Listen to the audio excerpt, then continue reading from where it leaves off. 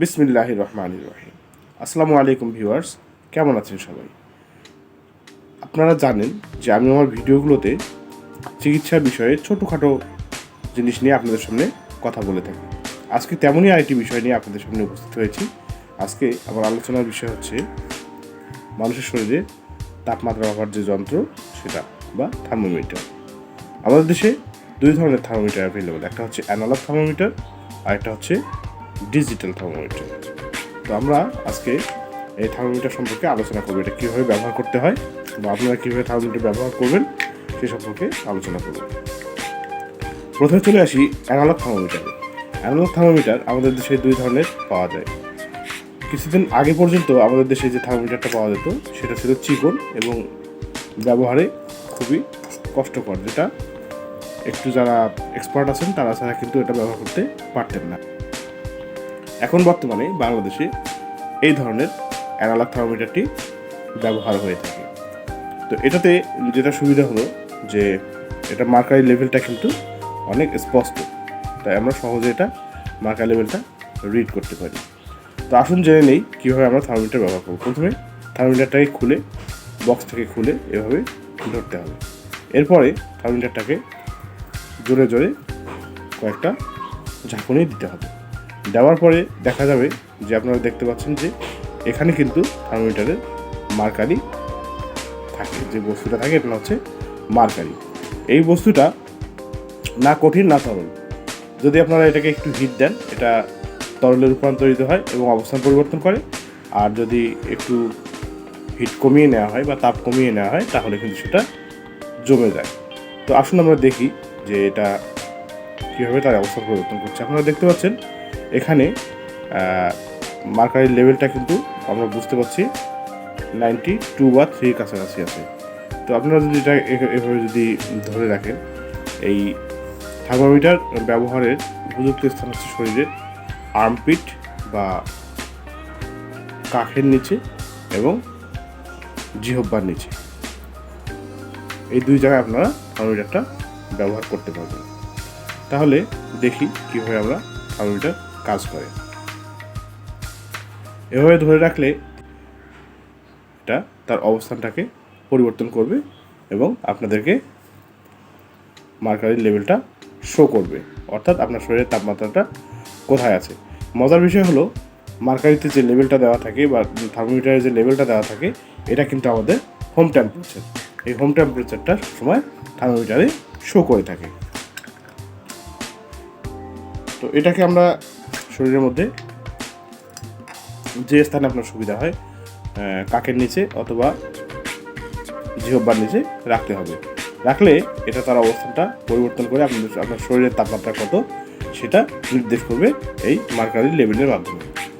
আচ্ছা, তো এবারে এটাকে আপনি কতক্ষণ শরীরের মধ্যে রাখবেন এটা হচ্ছে মূল বিষয়।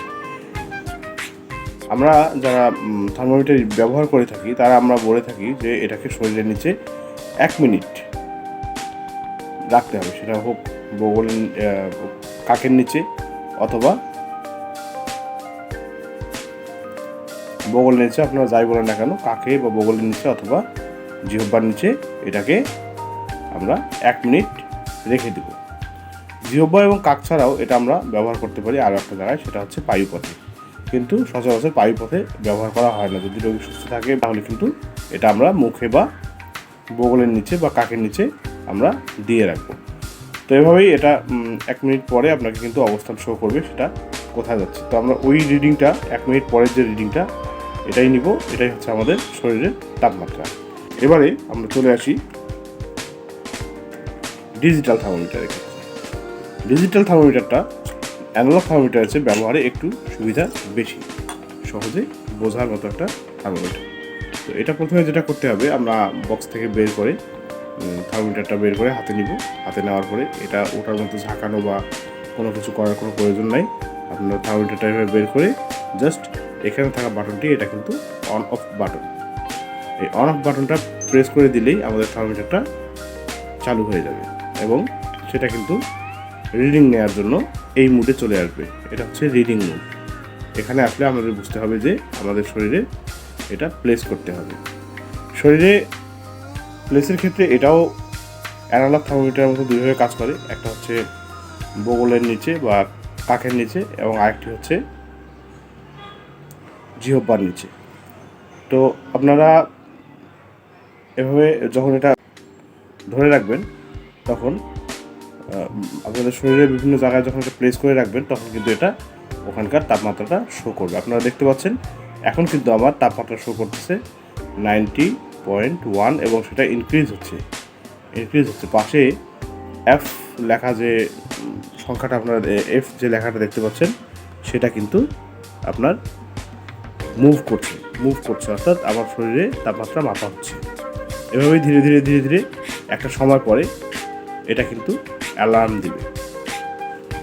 দিলেই এটা বুঝতে হবে যে আমার শরীরের তাপমাত্রা ডিটেক্ট হয়ে গেছে। তখন সেটাকে সেখান থেকে বের করে আপনারা রিডিংটা নেবেন, অর্থাৎ যে তাপমাত্রাটা রয়েছে সেই তাপমাত্রাটা আপনার এখান থেকে গ্রহণ করবেন। তো আপনারা দেখতে পাচ্ছেন এটা অ্যালার্ম দিচ্ছে এবং শো করছে 91.5 ডিগ্রি ফ্যারেনহাইট। তো এভাবেই, কারণ এখন শীতকাল, আমার শরীরে একটু তাপমাত্রা কমই আছে শীতের কারণে, তো এভাবেই আপনারা থার্মোমিটারটা ইউজ করতে পারবেন। ডিজিটাল থার্মোমিটার সম্পর্কে আরেকটা কথা বলতে হয়, ডিজিটাল থার্মোমিটারের শেষের অংশে, পিছনের অংশে কিন্তু এই অংশটা খুলে ফেলা যায় এবং এখানে একটা আপনারা দেখতে পারবেন ব্যাটারি আছে।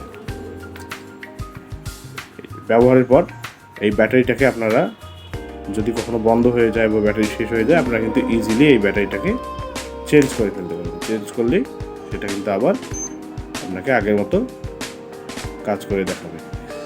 ভিউয়ার্স, আশা করি বিষয়টি ভালো লাগবে। এখানে আপনারা দেখতে পাচ্ছেন যে এভাবে আমরা কিন্তু থার্মোমিটার ব্যবহার করতে পারি। তো আপনাদের কাছে আমার রিকোয়েস্ট, আপনারা আমার চ্যানেলটাকে সাবস্ক্রাইব করে দিবেন, পাশে থাকা বেল আইকনটি প্রেস করে দিবেন এবং চ্যানেলটি বন্ধুদের সঙ্গে শেয়ার করে দিবেন, কারণ তারাও যেন এমন তথ্যগুলো সহজে পেতে পারে। তো আপনাদেরকে অনেক ধন্যবাদ, ভালো থাকবেন। আজকে এই পর্যন্তই, আল্লাহ হাফিজ। So friends, please subscribe my channel, press the bell icon for the future videos. Thanks for watching.